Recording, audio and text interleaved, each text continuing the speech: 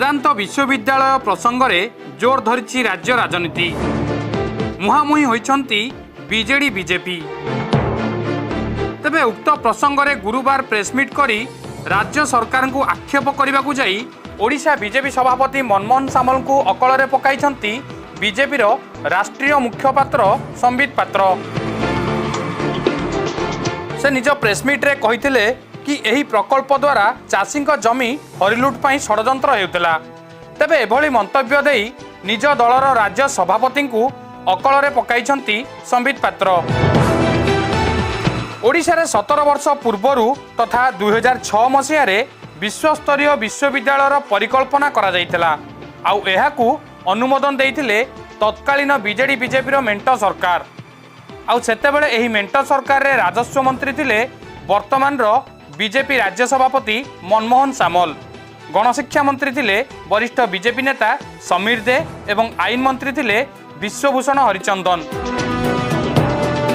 Puri Konark marine drive बेल दल में प्रस्तावित प्रकल्प पई 15,000 एकर जमी अधिग्रहण पई प्रस्ताव रहितला। आउ एहाकू विधानसभा रे दृढ़ समर्थन जणाइथिले तत्कालीन राजस्व मंत्री मनमोहन सामल। तबे 2006 रे विश्वविद्यालय पई एमओयू स्वाक्षर परठारु लोके आंदोलन करथिले आ मामला जाई पहुंचीथिला हाईकोर्ट को निकट रे।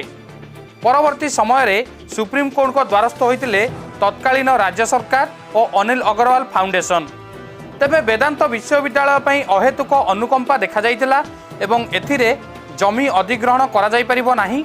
एही कार्य संविधान रो अनुच्छेद 14 को अवमानना करुछि दर्शाई एही प्रकल्प काम रे सबुदिन पई पूर्णछेद पकाइछंती सुप्रीम कोर्ट। तेबे एसबु भितरे बीजेपी राष्ट्रीय मुखपात्र संबित पात्र बयान मनमोहन सामल को हरण घणारे पकाइछि बोली कहिछि बीजेडी। आउ एहा बीजेपी आभ्यंतरीण विवादर प्रतिफलन बोली कहिछंती बीजेडी सांसद सस्मित पात्र। कारण मनमोहन सामल राज्य बीजेपी रे सभापति हेबा परे दलर एक निर्दिष्ट गोष्ठी असंतोष प्रकाश करुथिबा नै सुना जाउथला, जहाँ संबित पात्रଙ୍କ बयान परे ताहा सत्य प्रमाणित होइछि। श्री पात्रଙ୍କର ଏହି ସାମ୍ବାଦିକ ସମ୍ମିଳନୀ मनमोहन को जानी शुणी अकल पकाइबा पई करा जाइछि बोली कहिछंती सस्मित पात्र।